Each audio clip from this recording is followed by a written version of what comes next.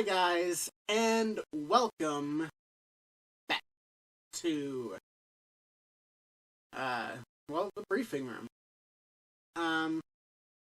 Today I'm going to be doing my commentary on ROBOTECH Episode 2 Countdown. In case you missed my previous commentary,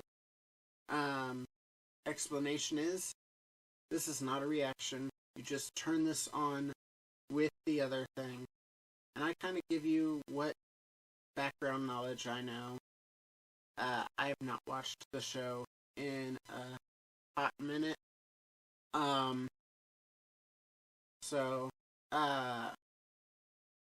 But you can watch it numerous ways. There's plenty of DVD sets. There's a new Blu-ray set. It's on Funimation if you have that service. If you do have Funimation and you're watching there, you're gonna want to skip about 8 seconds past the Funimation intro. So on the count of 3, we will get into it.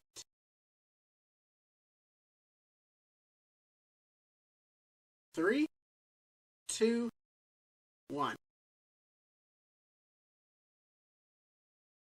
Now I mentioned in the last one, that there were different versions of the intro, and I never really went into it. So while this intro plays, I'll tell you, there was the original television syndicated intro, which was back when the show was running from, 1985 to, the last time I think it was on Toonami was, 1999, and then it appeared here and there on Anime Network. So that TV syndicated version, in case you don't know about ROBOTECH, it's 3 different animes that were conjoined together to form a larger story. So it's the intros of those 3 different animes all intercut together. And then in, I want to say 2005, 2006, somewhere in there, they digitally remastered the series, and with that digital remaster, they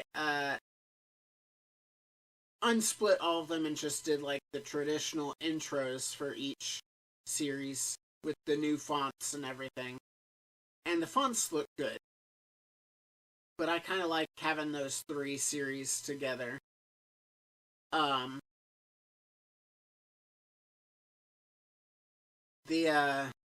now we're getting the narrator going through the events before the first episode and the first episode.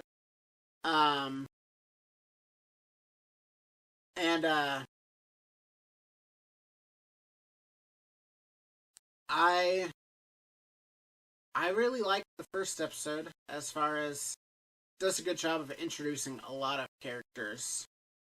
But I think this episode's the one that really, really catches people.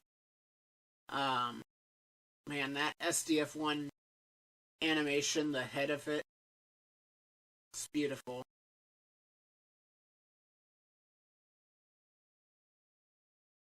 So, this whole explanation is kind of bizarre. So why would you have a ship whose main weapon knocks out the radar of the ship? Doesn't seem like a very efficient system. Which, going into that, you'll find that these first, I'd say, 5 episodes or whatever, maybe even 6 episodes, this whole show originally, as planned, was going to be like a parody a parody on the mech genre. And so all these screw-ups that happen throughout these first few episodes are remnants, that are remnants of that idea of having like it be a joke series, and then they, at some point in the production, they're like, well, no, we want to make it serious, and they then had to try to explain those mistakes a little bit better. I don't know if they actually. It's been even longer since I've seen the original Japanese show, so I can't remember if they actually explained them or if it was just them being like, whatever. But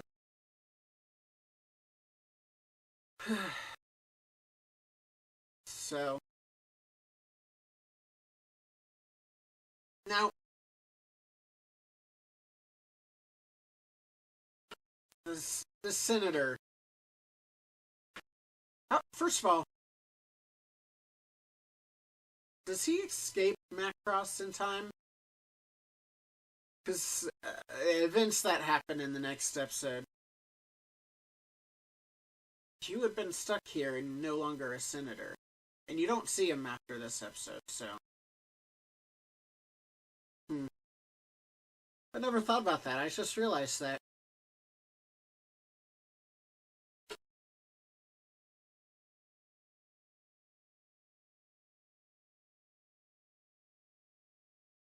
Yeah, so remember, this is supposed to be the maiden voyage. They're supposed to be experimenting with all of these controls. They're not supposed to be. They're not supposed to be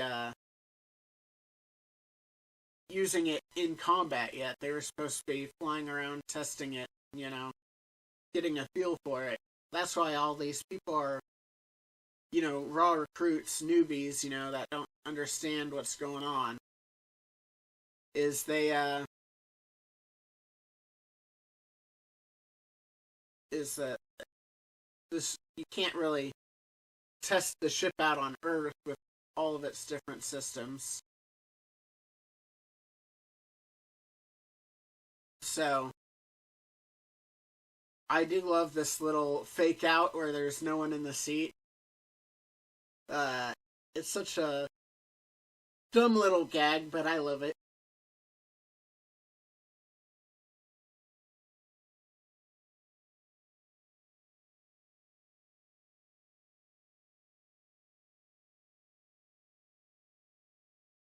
So, Min-Mei and Rick here, these two characters,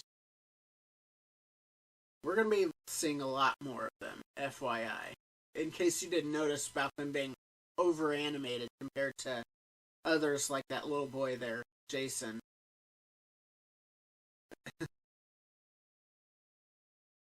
I would think he's an enemy spy too, to be fair.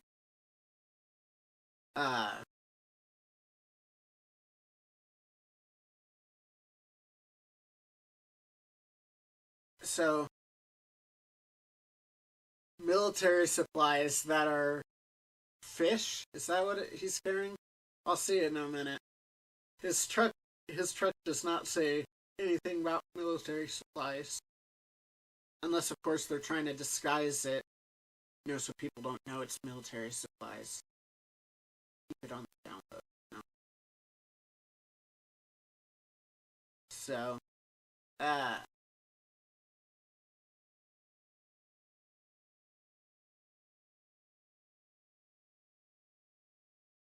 yeah, trying to control something that you have no idea what it is a great idea.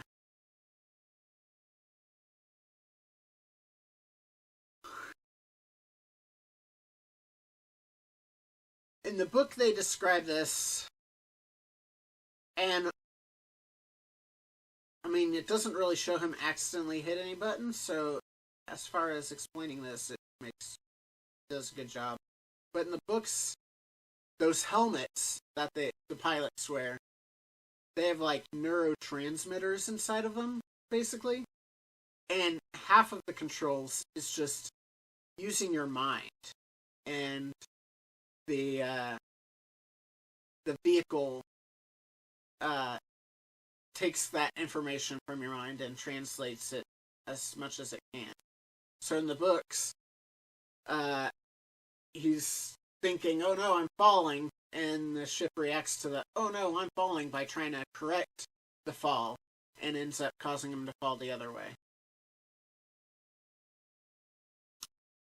Now, I'm not opposed to the idea of like neurotransmitters and stuff. But the books go into some weird categories with their with like a lot of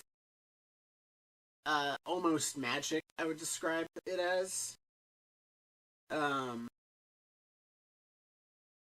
Not all of them are bad ideas, but as much as I enjoy the books, the whole incorporating magic into the science and everything else just did not work the way they did it. Not saying it wouldn't have worked, but...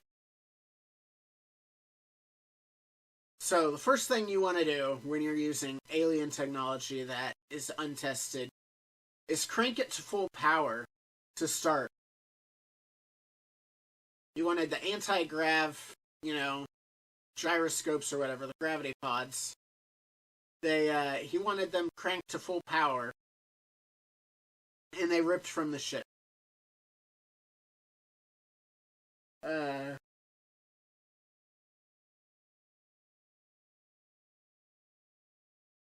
He should have done like 30% and worked his way up. But that goes back to the whole parody, it's a joke kind of thing.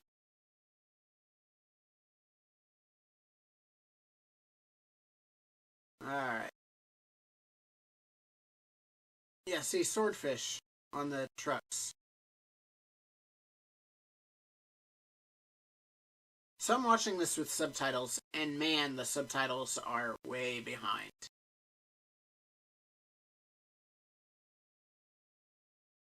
Just in case you're watching it on Funimation with subtitles, the subtitles are very far behind.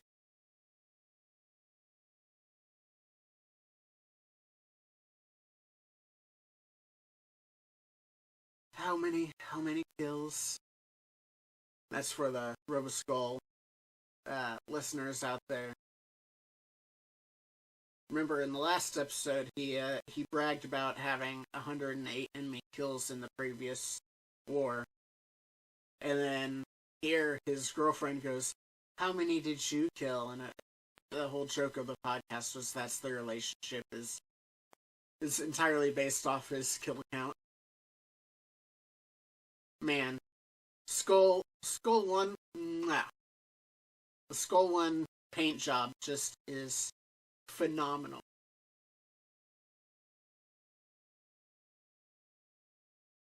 From the Jolly Roger on it to the yellow and black, it's a clean look, man. Clean.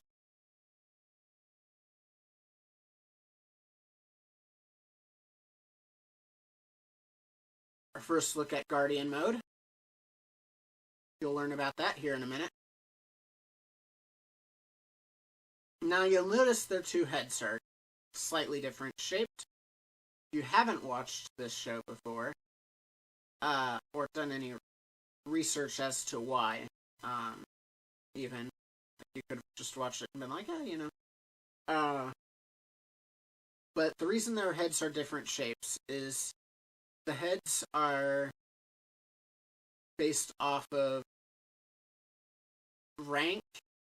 So the one Rick's piloting, that's a trainer. That's a trainer, ROBOTECH. Which is why there's also two seats. One for the trainee, one for the trainer.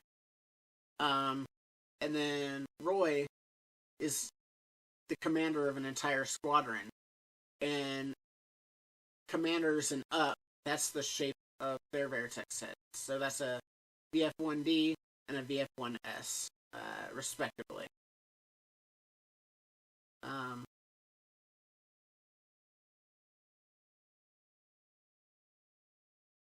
you have the different looking battle pods here. The red one, that's a commander pod. There's the one with the missile, like, filled with missiles. Obviously, that's artillery. The ones with the little wings, they jam your sensors and stuff. And then there's the box standard. Just headless ostrich is the way it's described again in the books.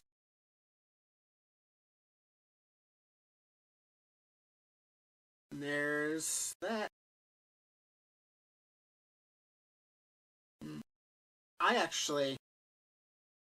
I think the Guardian is the coolest looking mode for me personally because it is half plane, half robot. I love that idea. And not only that,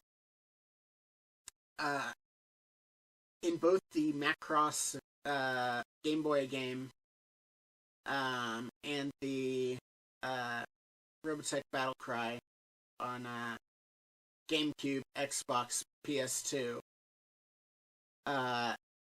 Guardian's the easiest to control.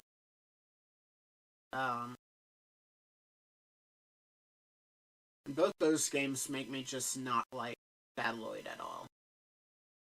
I like Battloid as far as the show's concerned, but Battloid in those games, nah.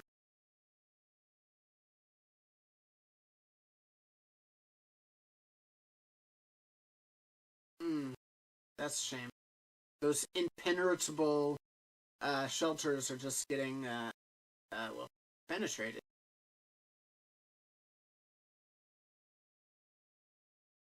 Man, these first two episodes, they really went ham with the animation. Very, very detailed, very nice looking.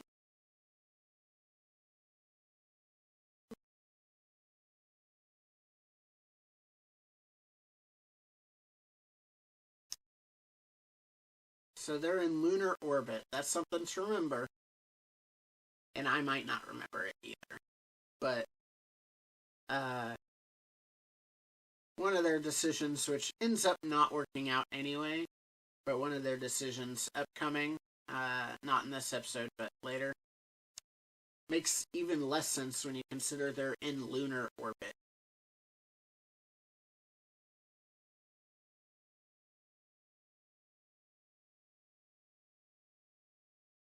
Man, I love this scene with the fake pan. I don't understand it, but it's neat.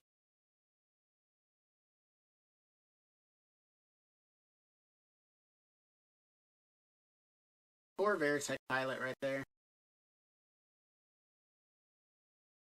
I love me tracking shots, and I think I mentioned a tracking shot, and I think that might have been that fake out there. I don't think Robotech really, in the anime that Robotech is comprised of, don't really do tracking shots. But I love when there's action happening and the camera's following the action, around.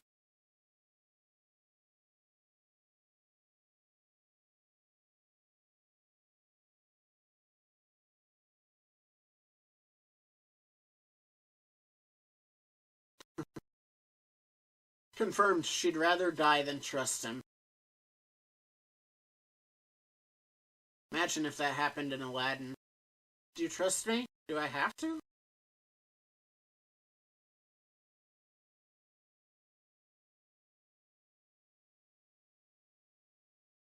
Don't really see too much of that with the guns on the head of the Battloid actually shooting. You see that one other time, I believe, in the entire rest of the Macross saga. a neat idea, but you don't really see it utilized at all.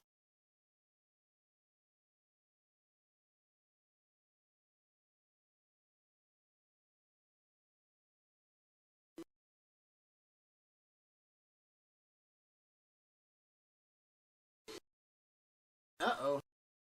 There goes the arm.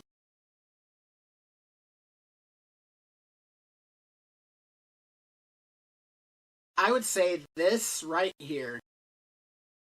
I would say this is the most iconic scene from this show.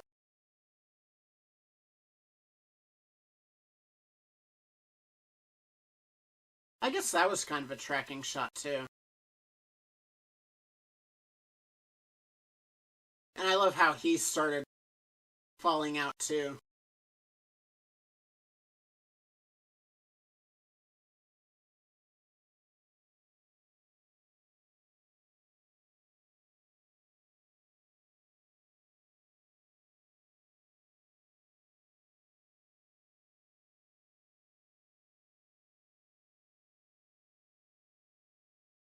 Yeah, she's, I think, I think originally,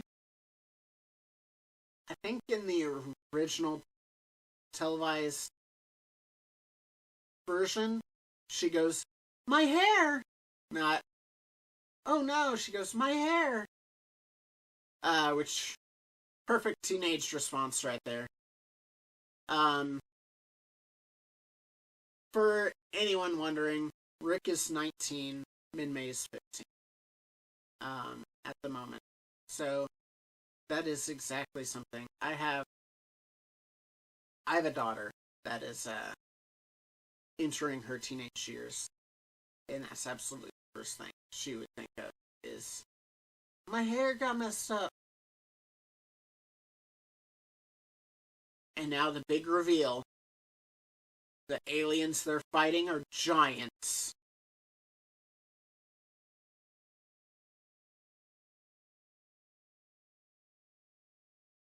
And then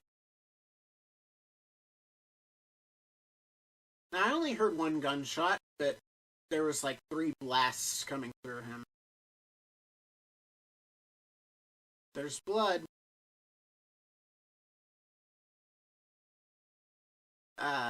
That was the whole advertising for the digital remasters, is they're like, because they added some stuff back in that they had originally taken out for television syndication, and their whole advertising was more blood, more guts, more butts.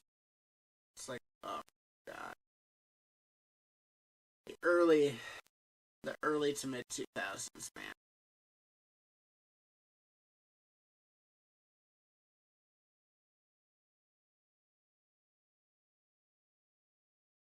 And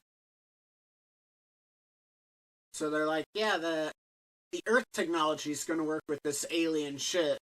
Now it ends up working with the alien shit, but it's like, how could you confirm that Earth tech's going to work with an alien ship? You know?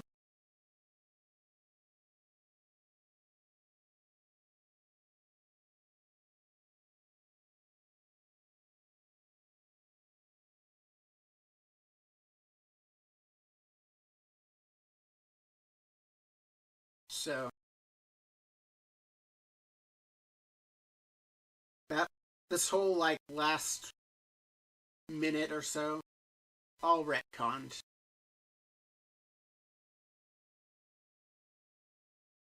Uh, and now we're learning about the next episode. Oh look, they're in space. I wonder how they got into space.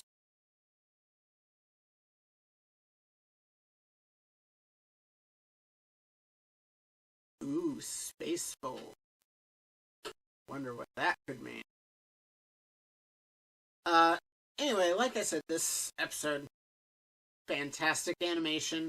It's probably, the first episode was somewhat of a hook. It was more of like the bait dangling in front of you. And then this episode was really the hook that catches you. Um,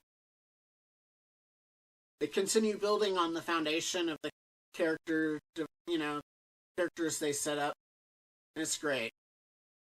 But if you liked this video, please like, subscribe, and hit the bell for notifications, and I'll see you guys next time.